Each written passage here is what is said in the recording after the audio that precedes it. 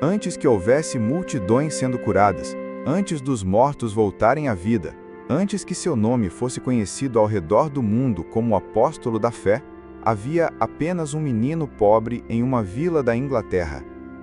Smith Wigglesworth nasceu em 1859, em Manston, no interior de Yorkshire, em uma família tão simples que ele começou a trabalhar com apenas 6 anos de idade para ajudar no sustento da casa. Ele era apenas uma criança em meio à fumaça das fábricas, às ferramentas pesadas e à dura realidade do mundo industrial. Mas havia algo diferente naquele garoto.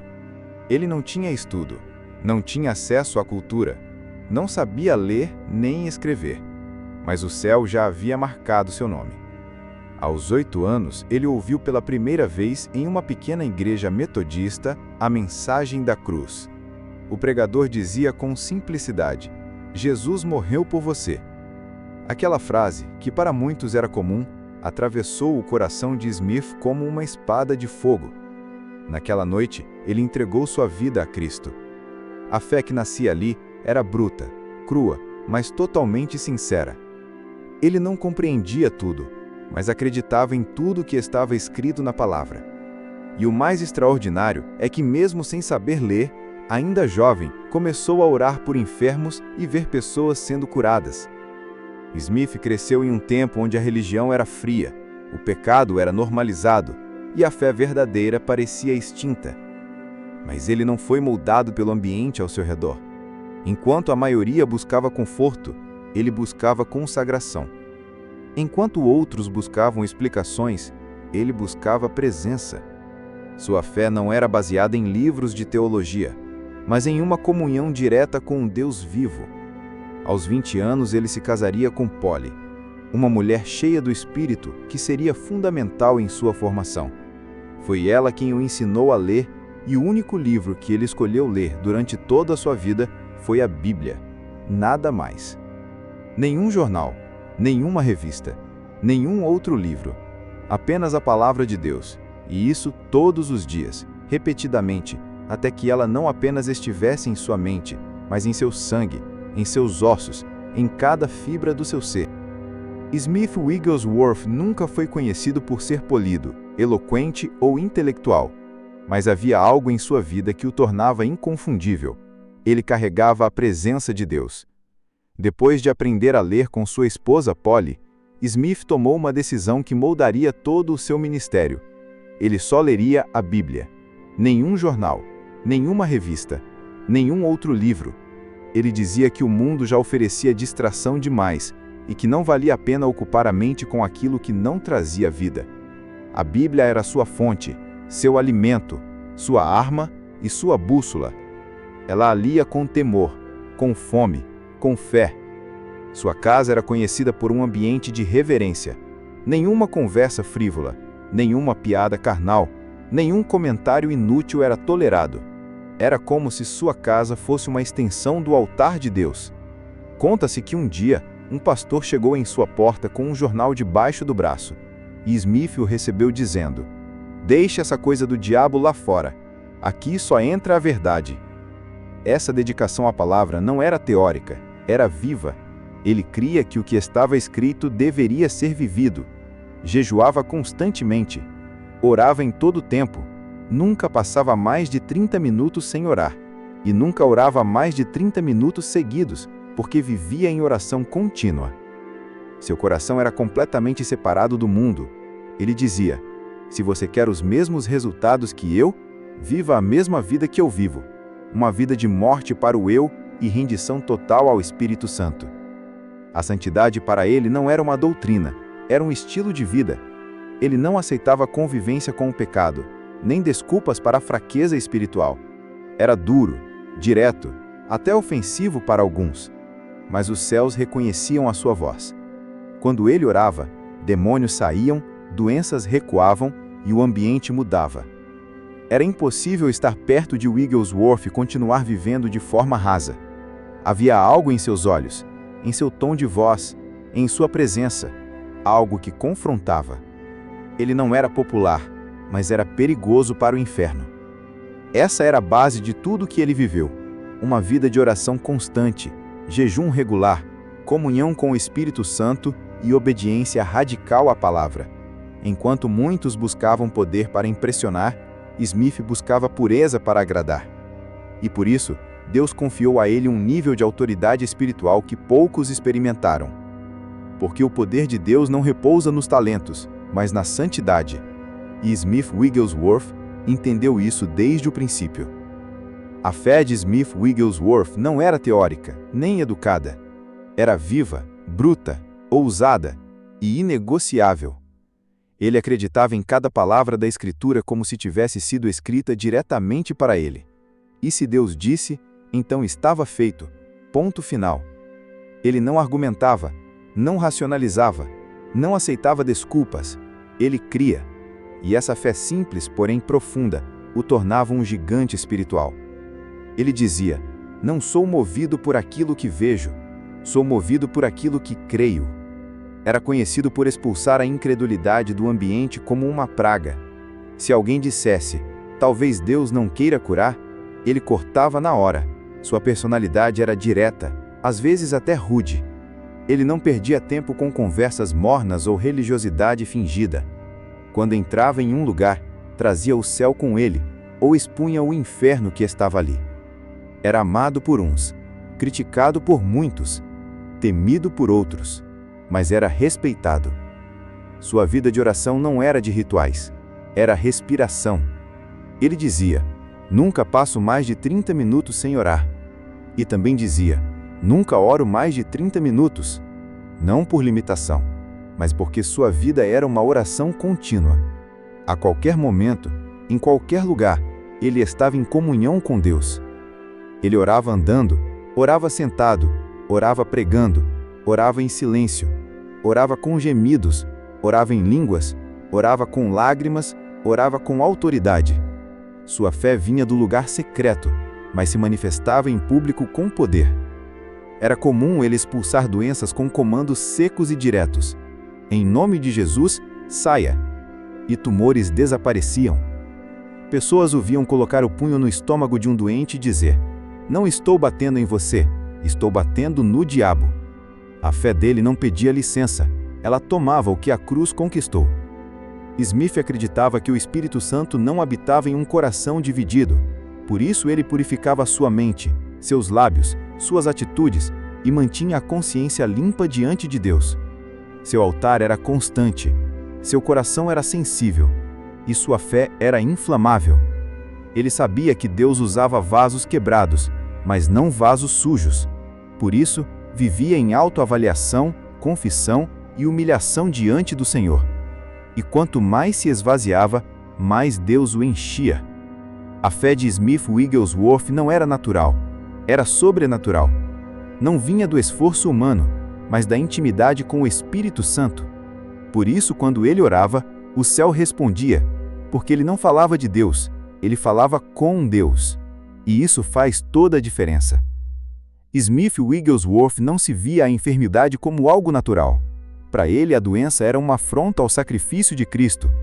Não era simplesmente um problema médico, era um inimigo espiritual, e ele o tratava como tal. Quando ele orava por um doente, ele não murmurava pedidos suaves, ele ordenava, com voz firme, com autoridade, como quem sabe que carrega o poder de Deus dentro de si. Não era emoção, era convicção. Ele acreditava que Jesus não apenas podia curar, mas que queria curar. E mais do que isso, já havia provido cura através da cruz. Sua teologia era simples e profunda. Se está na palavra, é meu. Se Jesus levou sobre si nossas dores, então elas não têm mais direito de permanecer. Era comum ele agir de forma que escandalizava os religiosos. Um dia, um homem veio com um tumor no estômago. Smith não hesitou, deu um soco seco na barriga dele e disse: em nome de Jesus, saia! O homem caiu. Alguns gritaram: você o matou! Mas segundos depois, ele se levantou curado. O tumor havia desaparecido. Smith não era agressivo por temperamento, era violento com as trevas. Ele dizia: nunca tenha pena do diabo. A doença não é seu amigo. Trate-a como inimiga, e ela fugirá. Em outra ocasião, uma mulher com câncer terminal foi trazida em uma macara. Ele orou, expulsou a enfermidade e ela começou a se levantar aos poucos diante de uma multidão que chorava e glorificava a Deus. Hospitais começaram a chamá-lo, casas eram transformadas em salas de cura. O nome de Jesus era exaltado e não havia show nem manipulação, apenas fé. Mas ele sempre deixava claro: não sou eu, é Cristo em mim. O mesmo Cristo que habita em você se você crer. Wigglesworth também acreditava que a cura não era apenas física, era espiritual, emocional, completa.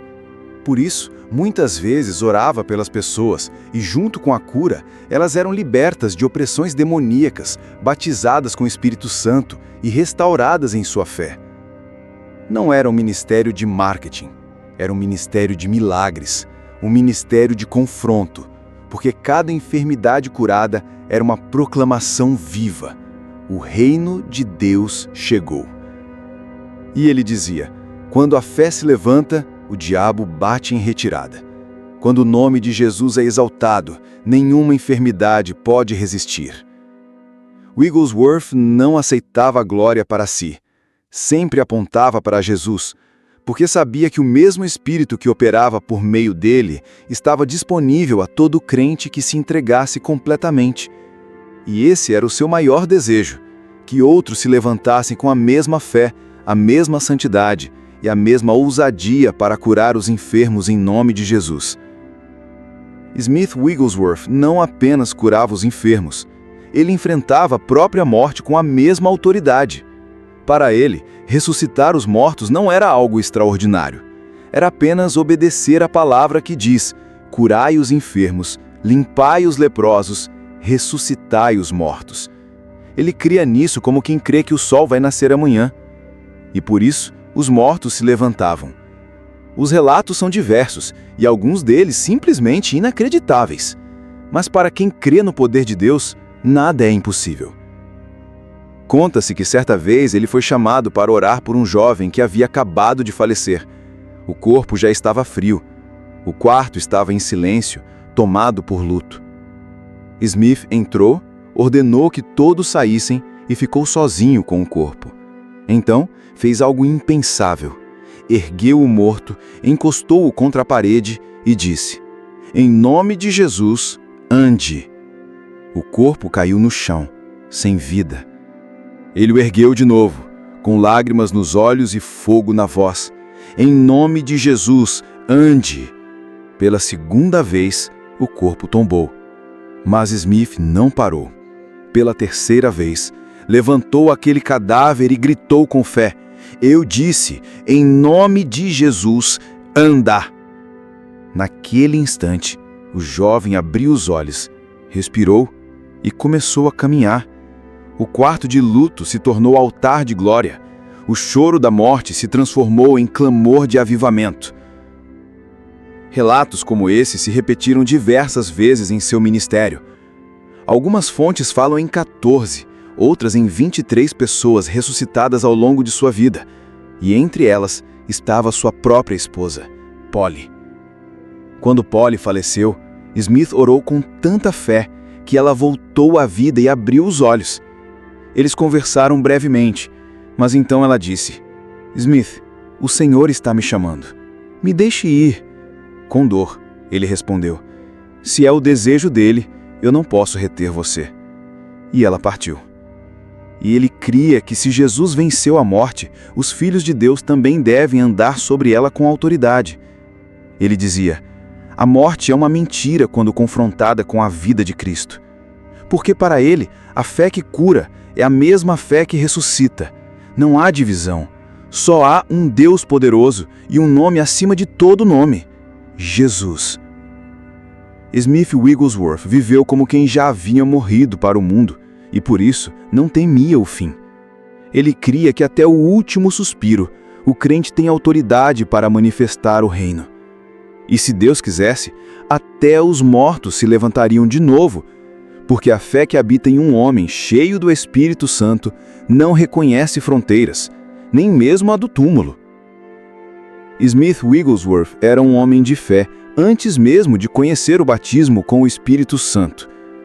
Ele já orava por enfermos, já cria nas promessas, já vivia separado do mundo. Mas havia algo que ele ainda não havia experimentado: o revestimento de poder que Jesus prometeu.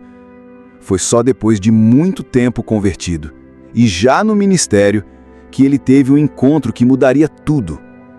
Ele foi convidado para uma reunião em Sunderland, na Inglaterra, onde cristãos estavam sendo batizados no Espírito e falando em outras línguas. A princípio, ele era cético, achava desnecessário, até estranho, mas algo o incomodava por dentro, um fogo que ainda não havia acendido. Na reunião, ele viu homens e mulheres, simples, sendo cheios de glória, sendo transformados, e seu coração começou a arder. Então se ajoelhou e clamou: Senhor, eu também quero. Naquela noite, Smith Wigglesworth foi batizado com o Espírito Santo. Línguas estranhas fluíram de seus lábios e uma onda de poder tomou sua alma. Ele disse depois: naquela hora eu recebi uma nova unção. A Bíblia se tornou viva de uma forma que nunca havia sido. Minha pregação mudou, minha fé cresceu e eu me tornei um novo homem. Depois daquele batismo, tudo se intensificou. Ele pregava com fogo. Quando falava em línguas, o ambiente tremia. O Espírito Santo não era para ele uma teoria, era uma pessoa viva, real, presente. Ele dizia: eu nunca subo a um púlpito sem orar em línguas antes, porque quero falar debaixo da unção e não da minha inteligência. Wigglesworth cria e ensinava que o batismo no Espírito Santo não era um luxo, era uma necessidade. Era a diferença entre andar no natural e operar no sobrenatural. E não apenas falava em línguas, também profetizava. Várias vezes durante suas mensagens, ele interrompia a pregação com palavras de conhecimento e discernimento. Dizia nomes, descrevia doenças, chamava pessoas do meio da multidão. Ele ouvia a voz de Deus com clareza. Uma vez parou uma reunião e apontou para uma mulher no fundo da igreja. O Senhor está te curando agora de um câncer que os médicos disseram ser incurável. Ela caiu em prantos. Na semana seguinte, trouxe o exame. Não havia mais tumor algum. Ele também profetizou tempos futuros. Disse que haveria um mover do Espírito onde a palavra e o poder caminhariam juntos, que o Espírito Santo se moveria com pureza e autoridade nos últimos dias. Uma geração cheia da palavra, cheia do Espírito e cheia de fé. Wigglesworth carregava essa presença. Quando orava em línguas, o ambiente se transformava. Um homem entrou uma vez em sua casa e caiu de joelhos, chorando, só por estar perto dele. O nível de unção era tão palpável que as pessoas sentiam convicção de pecado só de estar ao seu lado. Ele dizia: se você for cheio do Espírito Santo, será um perigo para o inferno e um canal de glória para o céu. Porque ele sabia que o Espírito Santo não veio apenas para nos consolar, veio para nos capacitar, incendiar e usar para manifestar o reino de Deus com poder. Smith Wigglesworth andava com o Espírito como um amigo íntimo, ouvia sua voz, obedecia os seus comandos e dependia totalmente dele. E é por isso que o mundo natural não conseguia explicar o que ele fazia, porque o que o movia não era força humana, era o próprio Espírito de Deus em fúria santa. Smith Wigglesworth viveu 87 anos, mas o tempo nunca foi capaz de apagar o que Deus fez através dele. Ele morreu em 1947, sentado tranquilamente em uma reunião de pastores, sem doença, sem dor, sem agonia. Simplesmente partiu, como um homem que cumpriu sua missão e ouviu do céu: servo bom e fiel. Mas a sua morte não foi um fim, foi uma semente, porque o legado de um homem cheio do Espírito Santo nunca morre. Wigglesworth pregou em dezenas de países, encheu auditórios, mas nunca buscou fama, nunca usou palcos para promover a si mesmo, só queria que Cristo fosse exaltado. E a sua vida inteira gritou essa verdade. Jesus ainda cura, Jesus ainda salva, Jesus ainda batiza com o Espírito Santo, E Jesus ainda ressuscita os mortos. Milhares foram curados, centenas foram libertos, vidas foram restauradas, nações foram sacudidas. Mas o maior impacto foi invisível, o despertar de uma fé viva no corpo de Cristo. Ele profetizou que nos últimos dias o Senhor levantaria uma geração que andaria em maior poder, maior glória e maior santidade do que qualquer outra geração anterior. Disse que veríamos a palavra e o Espírito caminhando juntos, e que essa combinação incendiaria o mundo com o maior avivamento da história. Essa geração, ele disse, não dependeria de nomes, de placas ou de títulos. Seria feita de homens e mulheres comuns, porém totalmente rendidos. Pessoas que não amam suas vidas, que vivem de joelhos, que conhecem a voz do Espírito mais do que conhecem a opinião dos outros. O legado de Smith Wigglesworth não está em livros, está em fogo, em fé viva, em vidas que decidiram não viver mais no natural, mas operar no sobrenatural.